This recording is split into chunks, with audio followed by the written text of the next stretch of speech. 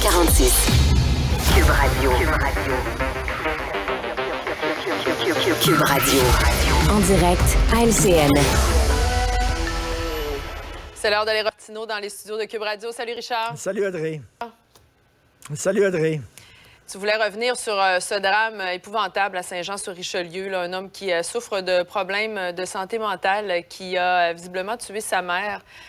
Tu voulais nous parler surtout de ces tragédies-là, de ce que vivent les parents qui ont un enfant qui souffre de graves troubles mentaux. Justement, il y a eu des histoires comme ça là, au cours des derniers mois. On se souvient l'histoire à Rosemont aussi. J'ai une pensée vraiment toute particulière. Ça me touche énormément, ces histoires-là. Des familles, des parents qui ont des enfants qui ont des problèmes de santé mentale. En même temps, ils veulent les aider. Ils veulent être près de ces enfants-là. Ils veulent les accueillir à la maison, mais d'un autre côté, ils se mettent en danger aussi en faisant ça. Donc, tu sais, ils disent, est-ce qu'on se rapproche d'eux ou au contraire, on s'éloigne? Parce que ça arrive parfois. Pas facile à vivre. Et écoute, il y a des parents aussi qui prennent la décision qui est déchirante, Audrey, là, de vouloir faire interner ton enfant contre son gré. Tu comprends à quel point là, ça doit être extrêmement dur pour un père, pour une mère de prendre cette décision-là en disant, ben écoute, je préfère l'interner, cette personne-là, parce qu'elle peut se faire du mal, elle peut faire du mal à autrui. Malheureusement, autant c'était trop facile avant de faire interner quelqu'un. Ah, dans les années 50, tu avais une tante un peu fatigante, là, tu disais, hey, folle cette tante-là, puis boum, il la mettait dans un institut psychiatrique, c'était trop facile. Aujourd'hui, c'est trop difficile. Alors, ces parents-là disent, écoutez, mon fils peut être violent, oui, mais est-ce qu'il a commis des actes violents? Non, mais je vous le dis, là, il va en commettre un. Bon, on ne peut rien faire, on va seulement agir quand il va passer à l'action. Oui, mais quand il va passer à l'action, ça va être trop tard. Ouais. Bref, écoute, ça fait longtemps qu'on en parle, on revient régulièrement avec ça. Les parents d'enfants qui ont des problèmes, de graves problèmes, lui, il était schizophrène, ce gars-là, 43 ans, qui aurait tué sa mère à Saint-Jean-sur-Richelieu. C'est pas facile de faire interner ces gens-là contre leur gré.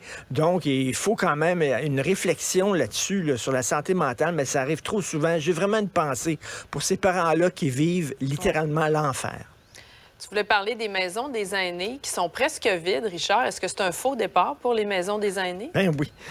La CAQ, on le sait, hein, je le dis souvent, j'en ai souvent parlé ici à l'émission, ils aiment les gadgets reluisants, les bébelles qui sont belles, tu sais, au lieu des garderies, des CPE, un réseau de CPE, non, ça va être les maternelles 4 ans, puis les lab-écoles au lieu des écoles et les maisons des aînés, les espaces bleus, le panier bleu, on aime ça arriver.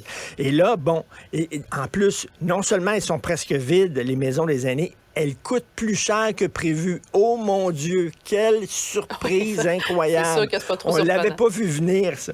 Ben c'est ça. Et bon, presque vide, pourquoi? Manque de personnel. Audrey, on vient de dire le 3e lien, on revient sur notre projet initial, il va changer. Pourquoi? Parce que le télétravail a changé la donne. Ben, on le savait qu'on était en pénurie de main-d'œuvre. On le savait. Et là, il y a des gens qui disent, pourquoi on n'a pas pris cet argent-là et investir ça dans les soins à domicile? Parce que les personnes âgées, ce qu'elles veulent, on le sait, elles veulent rester chez elles et pas aller nécessairement dans des maisons pour aînés. Pourquoi on n'aurait pas fait ça? Peut-être ça aurait coûté moins cher pour les soins à domicile ou alors, tu sais, faire de la rénovation de CHSLD existants, de résidences pour personnes aînées. Non, on fait un système à côté qui est tout shiny, qui est tout beau, qui sent le neuf, mais finalement, c'est encore un éléphant blanc, donc ça coûte plus cher, c'est pas beaucoup utilisé. On va avoir à Cube Radio un peu plus tard Jean Hébert, l'ancien ministre, justement, des aînés, qui lui dit, bon, on aurait dû investir dans les soins à domicile. Il me semble que ça tombe sous le sens. Merci, Richard. Passe une belle... Cube Radio.